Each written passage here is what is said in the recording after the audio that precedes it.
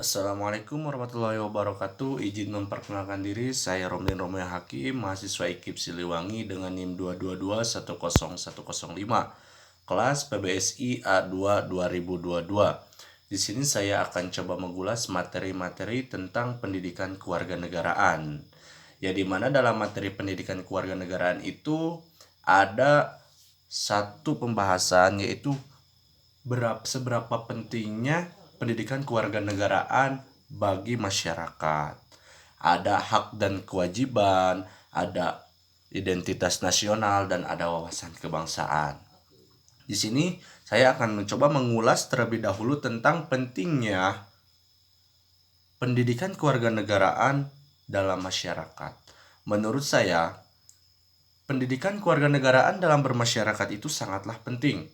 Dikarenakan apa? Dikarenakan pendidikan kewarganegaraan ini secara tidak langsung dapat memberikan edukasi, memberikan pengenalan, memberikan seluk-beluk negara kita terhadap negara gitu. Jadi kita lebih bisa mengenal negara, lebih bisa mengenal tempat tinggal kita, lebih bisa mengenal lingkungan kita, sistem-sistem yang ada dalam negara, sistem pemerintahan, sistem politik, sistem yang lainnya gitu, kultur maupun lain sebagainya.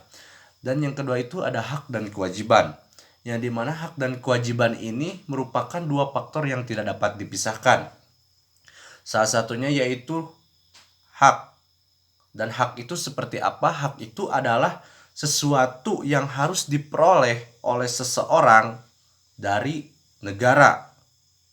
Dan kewajiban itu adalah sesuatu yang harus ditunaikan, yang harus dijalankan oleh seseorang terhadap negara tersebut. Jadi dalam hak dan kewajiban ini saling berkaitan. Jadi setelah masyarakat menjalankan kewajibannya, maka hak juga harus diberikan oleh negara. Contoh dalam kewajiban itu ada masyarakat. Masyarakat itu dituntut untuk melakukan kewajibannya, yaitu dengan membayar pajak. Contohnya membayar pajak, patuh terhadap aturan, patuh terhadap sistem-sistem yang ada, dan banyak lain sebagainya terhadap kewajiban-kewajiban yang ada di Indonesia. Dan hak juga di sini harus diberikan oleh negara terhadap warganya gitu. Jadi tidak hanya kewajiban yang harus ditunaikan, tetapi hak juga harus diterima dan harus diberikan oleh negara terhadap warganya gitu. Salah satunya dengan hak yang erat kaitannya dengan hak asasi manusia atau sering disebut HAM gitu. Yang salah satunya yaitu dengan hak bernapas, hak untuk hidup, hak mendapat tempat tinggal layak, hak dan masih banyak hak-hak yang lain. Jadi di sini hak tersebut tidak dapat dirampas, tidak bisa dirampas, tidak bisa diberikan, tidak bisa dibagi, melainkan hak tersebut mutlak milik orang tersebut. Tidak bisa ketika hak dibagi sama orang lain, itu mustahil.